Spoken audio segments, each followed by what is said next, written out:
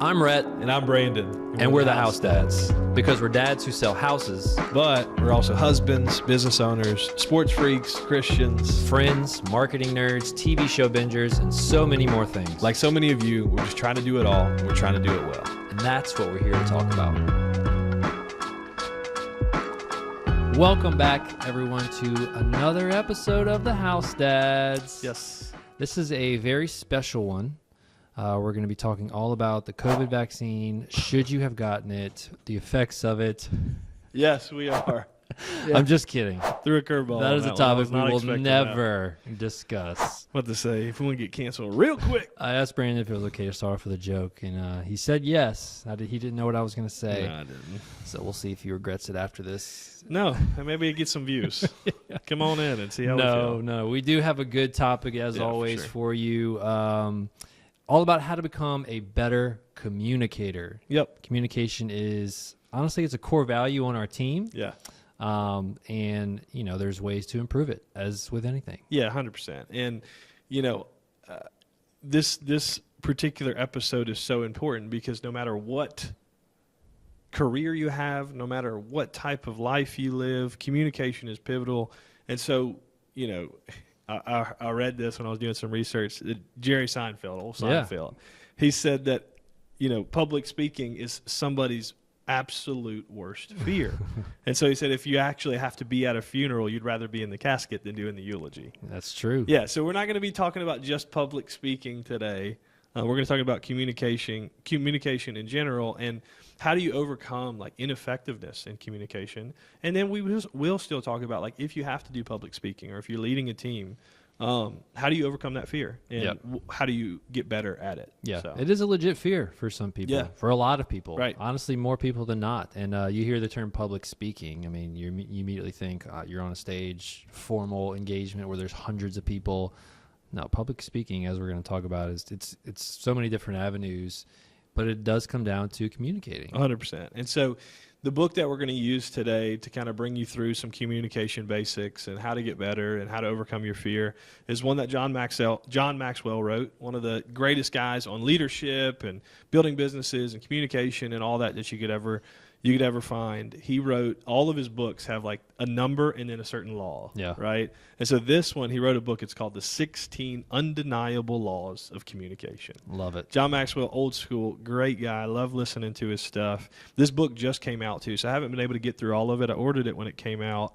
And let's do a few podcasts on it as well. And so we're going to hit all 16. It's going to be a lot. This is going to be a few hours. Yeah, a few hours. No, definitely not. Same time frame. Yeah, we're going to hit some and spend a little bit more time in them, and then spend go real quick through some others that are pretty self-explanatory.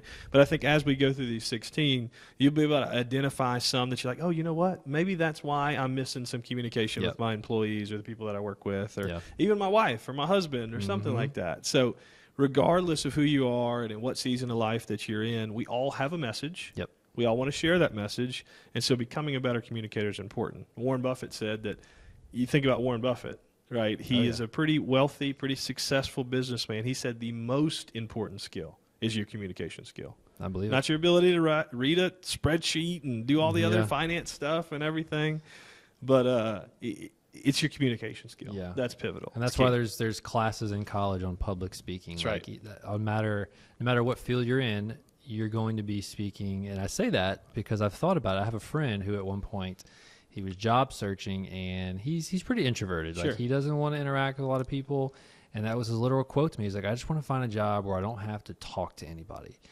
And I was thinking about it, and I was, I don't think there is one. Yeah, I mean, know. If there is, it's definitely not a job to allow him to have the desired standard of living that he wants. That's a great point, right? Is that there may be some jobs, I can't think of a job that you don't have to communicate with people.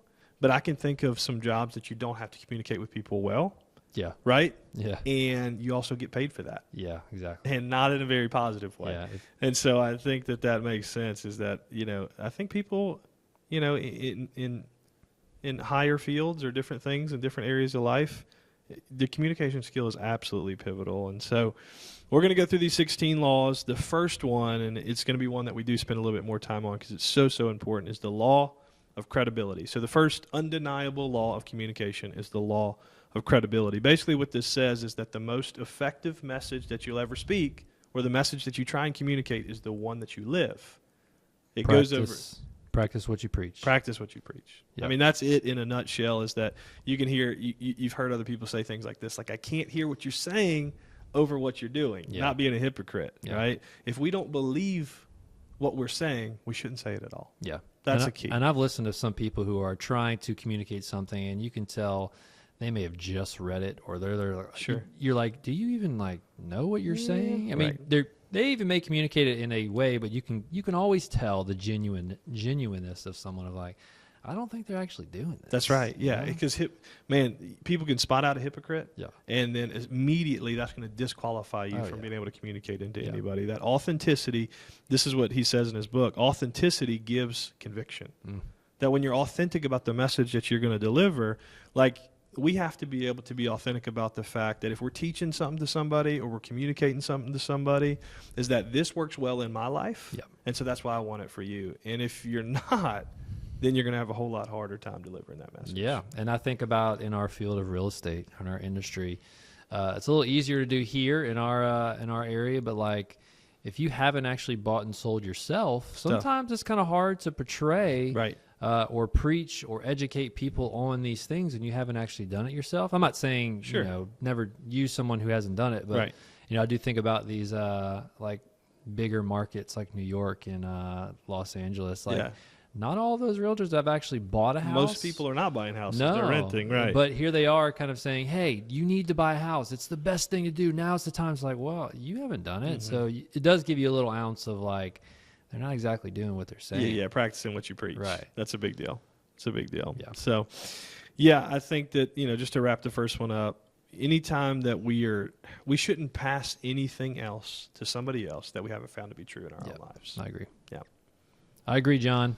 I checked that one off. All right, one for I want to one. check your stuff. Let's see how we get. Just kidding. All right, so the second, the law of observation, right? So the law of observation basically states that good communicators listen to or learn from great communicators. And so, one of the things that I do, and you and I were talking about this before, like Courtney and I the other night, we were watching John Christ on a Netflix special or YouTube special. And I just love the way he communicates. Yeah. I'm not a comedian, Right. but I still even learn and kind of pick up tidbits from the way that he communicates and tells stories and does things like that. Like, I want to be a better communicator, so I'm going to learn from people who communicate really well. Yeah, you learn it from, all fields, comedy, Yep. through sermons, Right. through other like teachings. There was a guy who, honestly, I feel bad, I forgot his name. He spoke at a kind of a conference type thing off like on marketing, and Right. like your face is your best market. Like, he just presented it so well. And Right. I'm like, man, I was so engaged. I didn't even realize an hour flew by. Right. And you're able to pick up little things like, man, I want to incorporate that into the way I communicate. Exactly. As well. Exactly. So that's a big part. The law of observation. If you want to get better, you need to learn from people that are better than you. See who you admire, learn from them. That's right. That's right. Third one we have is the law of conviction. The stronger you believe it, the more people will feel it. That's right. Yeah, Chris Hodges said that even if they don't believe what I'm saying, they're going to know that I believe it. Yeah. Right. Absolutely. And so it kind of goes a little bit back to the law of credibility. For that sure. You have to really believe what you're saying. Yeah. Right. Man, I don't want to mess up this quote.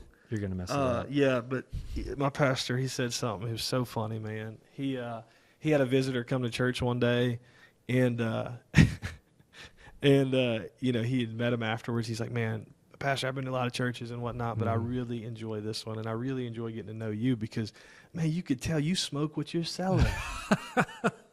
That's the same thing right there, like the law of conviction. Like, Hey, your product's good, you're going to smoke it. So, okay, man, maybe that. No, I get it. You know what I'm saying? Yeah, and, So. and I guess trying to off the cuff think of an example. Someone says, "Hey, sell this alarm system. Go door to door, knocking doors, and try to sell it."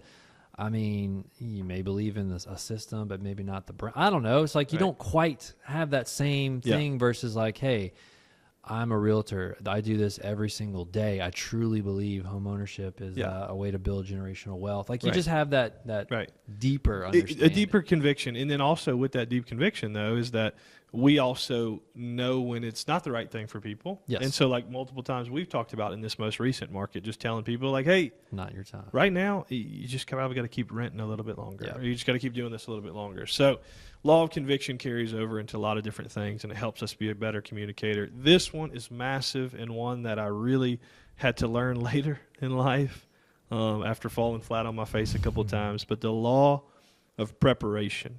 You cannot deliver what you have not developed.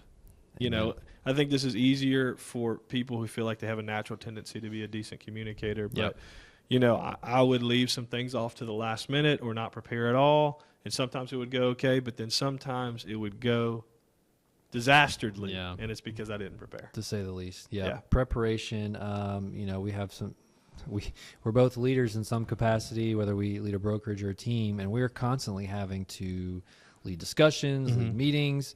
And I can 100% tell the meetings that I'm leading when I didn't quite prepare as much as I did others. Like, I'm not saying it goes disastrous, but I can feel it, and I feel others can feel that it's not quite on par. That's right. You know? That's right. So preparing goes a long way. And it affects with the message that you're trying to convey. Yeah. Because you're like, oh, well, it wasn't as important enough to them to prepare, to do anything in advance. So it's like, what am I even here for? Yeah, and like you say, there are people that have a gift of kind of winging some things, but if you truly want to get a message across, why not prepare? Correct. Get it down so that you can deliver it well. That's exactly right. And all that stuff. Yeah. So, number 5, the law of collaboration. Big one. Some of your best thinking will be done with others. This is huge. Like, I think, you know, one of the things that we do, obviously, before every podcast is we collaborate quite a bit throughout the week about what topic we're going to bring. And there's been plenty of times like, maybe we don't go down that route, or maybe we do this, or we double down on this. And so, you know, like when I'm preparing different messages, I always have Courtney go through my notes, or I'll run it through Caden or Camden or some of the other folks and just be like, hey, this is what I'm thinking. Yeah. How does this sound? Is there anything you think I should add? Doing it with other people and screening it through other people first, an actual presentation or an actual speech, or even if you have to have a tough conversation with somebody. Yeah. If you know that you're going to have a hard time communicating something to somebody, man, kind of be like, hey, this is how I think I'm going to deliver it, how I'm going to say it. Right. Bring somebody else in there. Yeah. Kind of goes in the law of accountability too. I mean, it touches on that a little bit, but we have a content day. We try to do it once a month on our team where we just all meet. We film some videos together that that way we have them for the rest of the month to put out. But before that, we get together. A few of us get together and think of ideas of what we're going to do. Because there's definitely some times where I'm like, I just can't think of what we're going to do, what we're going to say. But if you get together, you got so many different, like just creativity, some different brains, different thought processes, and it comes out, you know. Great. Comes out great. But yeah, the quote I have for that is, if you want to go fast, go alone. If you want to go far, you go together. Go together. Amen, brother. I don't even know who said that, but shout out to I like it. Shout out to you. I'm sure you're listening to this. Probably. Yeah. The next one is the law of content. When you have something worth saying, people start listening, right? And so you got to consider if your audio or if your message is falling on deaf ears, if you will, maybe the content that you're delivering is just not there. Yeah. Yeah, it's not worth going if people aren't listening to it. Yeah, exactly right. So we got to make sure that, you know, the content that we're delivering is applicable. We're going to get into this a little bit more here in the next one, but making sure that you know the audience that you're actually speaking to. Yep. So cool. I think that leads us to the next one, in which is the law of connecting. Yep. Right? That we actually have to have content that we are connecting with other people, because good communicators know everybody's most favorite, is that most favorite? Yeah. Everybody's favorite topic is themselves. Is themselves. So, I read, before you get to the next part, I've read, there's another book that talks about a person's favorite thing to hear is their own name. Yeah. Solid. So. Man, it does make a difference. A small thing like that, man. Yeah. You meet somebody and you really grab their name. Yep. And you don't forget that name. Yeah, they say it over again. You're like, wow, they remember my name. Yeah, that's a big deal. That's a big deal. And I think it applies still in this with this law of connection, that before we speak, we shouldn't focus so much on what we're about to say, but we should focus more on who's going to be hearing it. Yeah. Who is the audience? Who are you delivering to? because then you start to prepare what you're actually going to say different when you focus on who it is. Yeah, I was listening to go figure another podcast over here, and there's a comedian, and they say, whenever they go to give their stuff on stage, and they see kids out there, and they're like, we need to alter this a little bit, That's right. or not say something or whatnot. And it was funny because one of them said he looked into the crowd, and there was like 8 kids.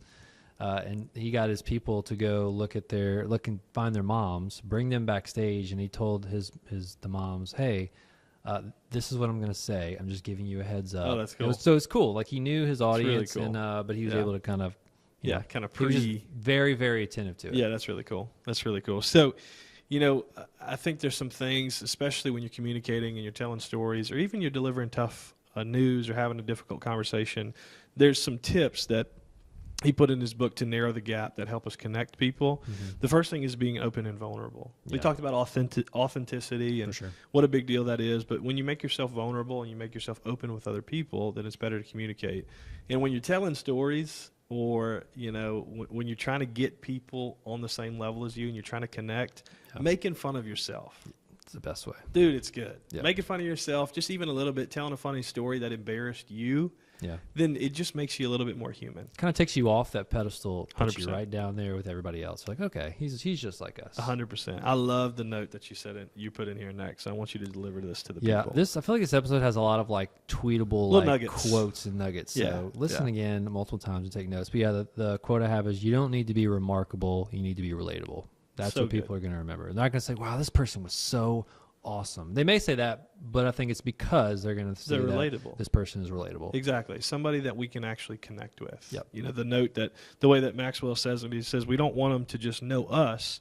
We want them to feel like we know them. Yeah. Right? Like that we were speaking directly to them, that message was what they needed to hear, not just something that we needed to deliver. For sure. So. Yeah. So we're 7 for 7, John. I believe killing it, John.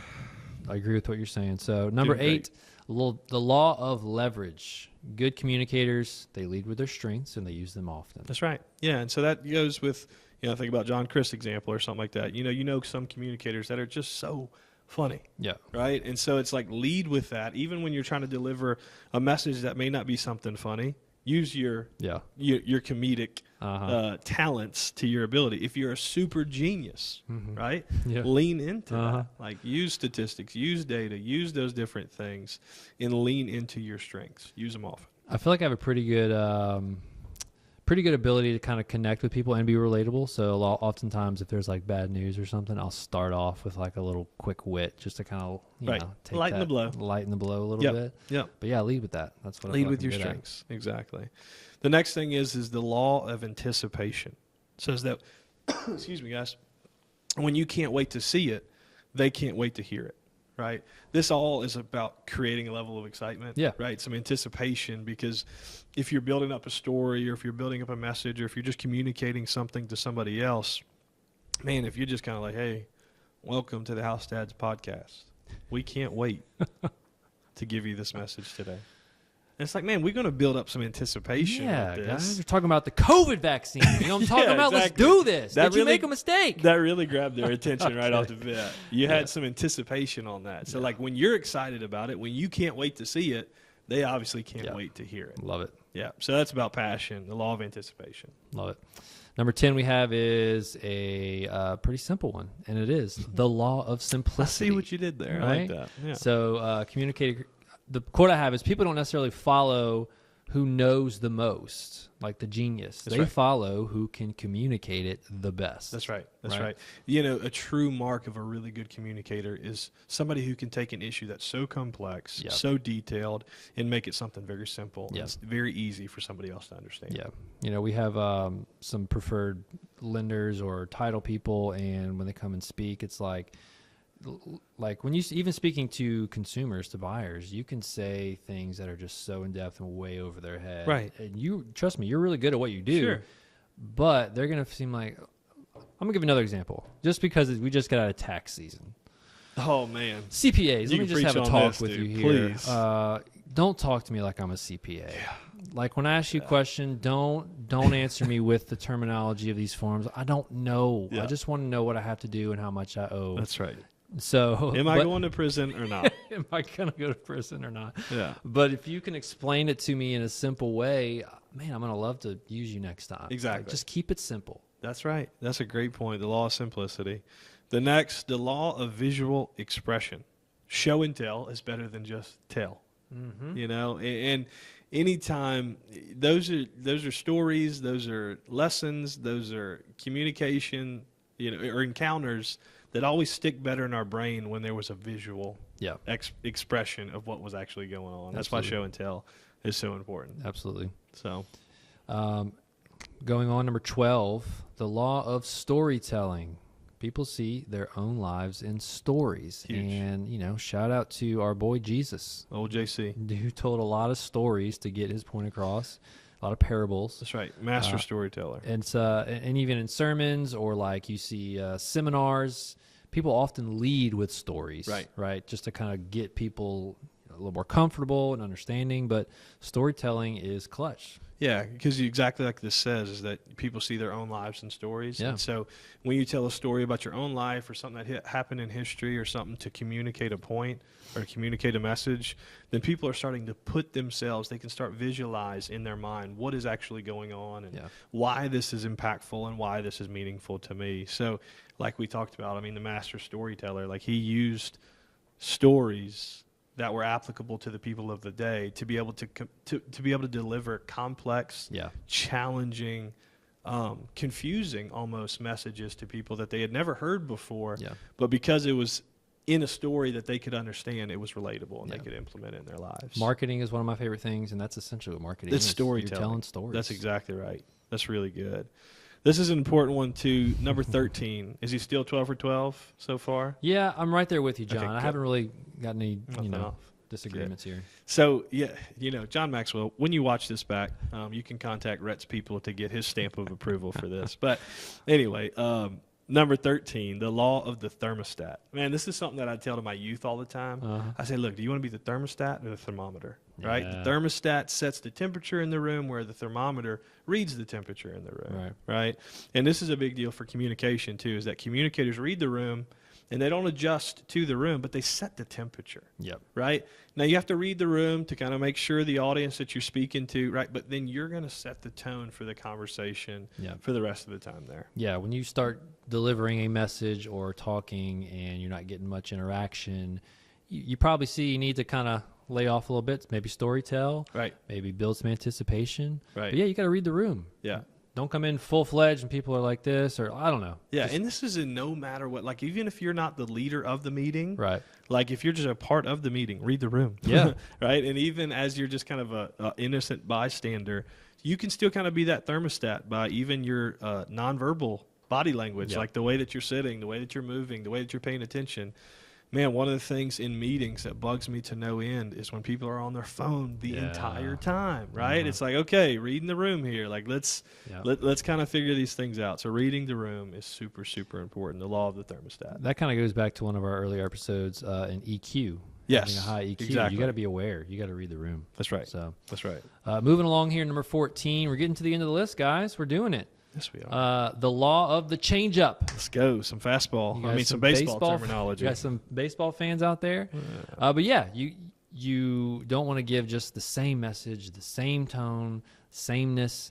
You got to change it up a little bit. You got to shock the people. Yeah, I haven't worked at a lot of different places, but a place that I kind of interned at when I was in college, man, like when this guy would get up for a meeting, he was going to say the same thing every single time. And so it's like, okay, here we go again. Yeah. So sameness is the death of communication, is the way that Maxwell says it, is that we got to change things up. That's why it's the law of the change up. That's why our LSU baseball Tigers are doing so good right now. It's like, Paul Skeens will throw the fastball 100 miles an hour, but you got to change it up every once in a while. Otherwise, people will just fall asleep. They're expecting or they'll fall asleep. That's right. Yeah, and this is kind of hard for me sometimes because I'm a pretty routine guy. Sure. So it does kind of fall into that of like, but you got to change things up. Yeah. Yeah, I think of it a lot for team meetings and stuff like that. And sometimes it may not even be a change up in the delivery. It may be a change up in the setting. Yeah. It may be in the change up in the time. It just may be a change up in other different ways too. So it's not the same thing. For sure. Over and over and over and over. Right. So Number 15 is the law of adding value, right? And this is not necessarily, it can be mistaken for the law of content. Mm-hmm. This isn't necessarily just value in your message. This is value in people's lives, right? This goes in the subheading here is that people may forget what you say, but they'll never forget how you make them feel. Yeah. So when you're delivering any kind of communication, and you know, I want to say this is that it's easy when we're going through these things to just think about public speaking. Right. Right. I feel like I can deliver a message in public speak and things like that.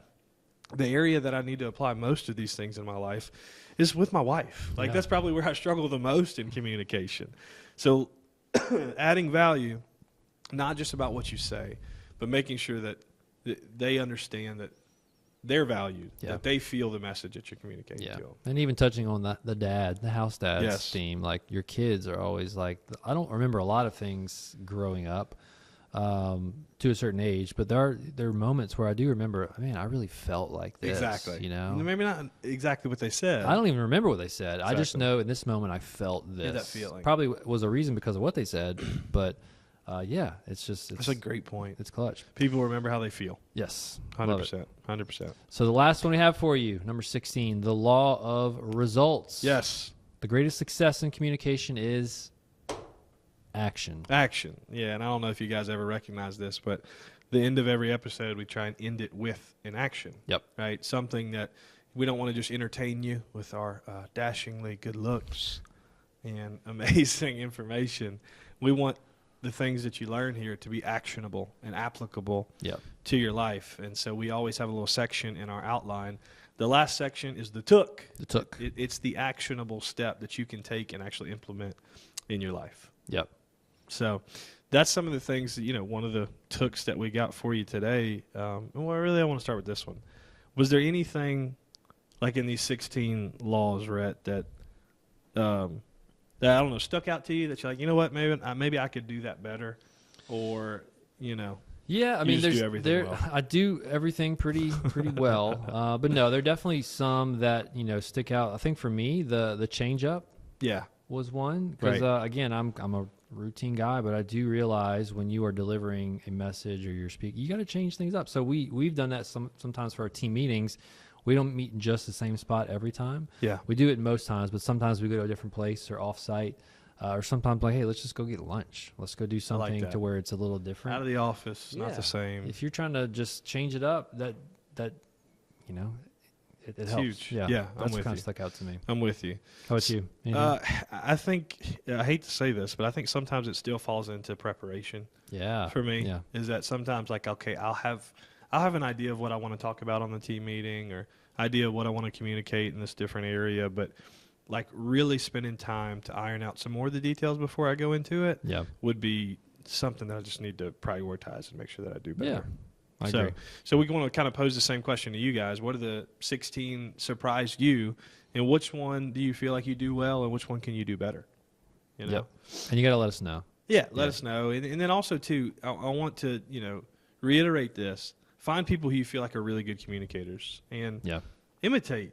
Learn a little bit from them and take some of the things that they do and implement it in your communication, and you'll start to see your communication improve as well. Like, why do you like listening to them? What Yeah. about it is it?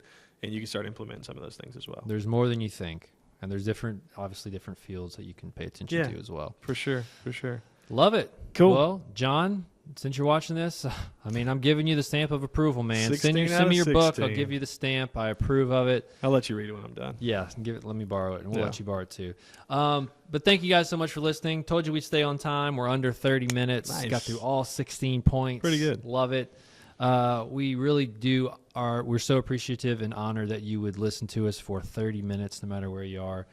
We're excited for some of these other episodes we're going to be filming, Yes. and you probably have heard them all, or you're going to hear them by the time we put this out. But let us know what other topics you want. Yeah, we'd love to hear that. We are sometimes back and forth on the parenting or the real estate. I switched mine up about 7 times yesterday. Yeah, So, you did. yeah. But we're excited nonetheless. Let us know what you think. Drop us a like, a review, all that stuff. We're just so honored. But we will see you next episode. See you then.